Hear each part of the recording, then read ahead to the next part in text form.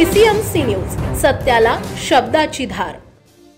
चिखली कुदळवाडी भागात अतिक्रमण कारवाईमध्ये 7व्या दिवशी 633 पत्राशेड बांधकामे निष्कासित। चिखली कुदळवाडी येथे सलग 7व्या दिवशी 192 एकर जागेत असलेल्या 633 अनधिकृत पत्राशेड बांधकामांवर निष्कासन कारवाई करण्यात आली। या ठिकाणी असलेल्या अनधिकृत पत्राशेड कारखाने, गोदामे, भंगार दुकाने तसेच अनधिकृत बांधकामे यावर कारवाईमध्ये निष्कासित करण्यात आले।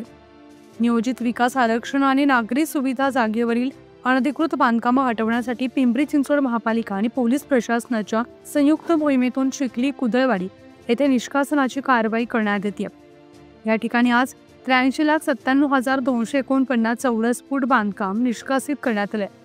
यामध्ये एकूण 633 बांधकामांचा समावेश होता। पोलीस आयुक्त विनयकुमार चौबे आणि महापालिका आयुक्त शेखर सिंह यांच्या मार्गदर्शनाखाली ही कारवाई हाती घेण्यात आली।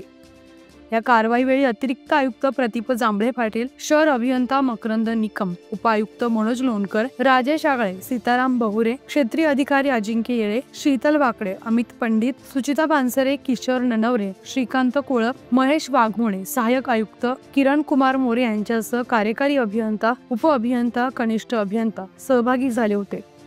सह पोलीस आयुक्त शशिकांत महावरकर, अतिरिक्त पोलीस आयुक्त वसंत परदेशी यांच्या अधिपत्याखाली पोलीस उपायुक्त स्वप्ना गोरे, डॉक्टर शिवाजी पवार, बापू भांगर, विवेक पाटील यांच्या नेतृत्वाखाली या परिसरात चोख पोलीस बंदोबस्त ठेवण्यात आला होता।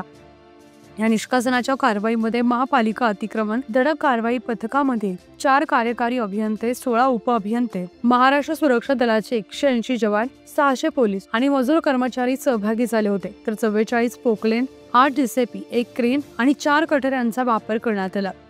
3 अग्निशमन वाहनं आणि 2 रुग्णवाहिका देखील या ठिकाणी तैनात करण्यात आल्या होत्या। महापालिका आणि पोलीस यंत्रणेसह वीज वितरण कंपनीचे अधिकारी, कर्मचारी देखील या कारवाईमध्ये सहभागी झाले होते। पुणे तसेच पिंपरी चिंचवड परिसरातील महत्त्वाच्या बातम्या पाहण्यासाठी आजच आमच्या डिजिटल PCMC न्यूज चॅनलला सबस्क्राइब करा आणि बेल आयकॉन प्रेस करा।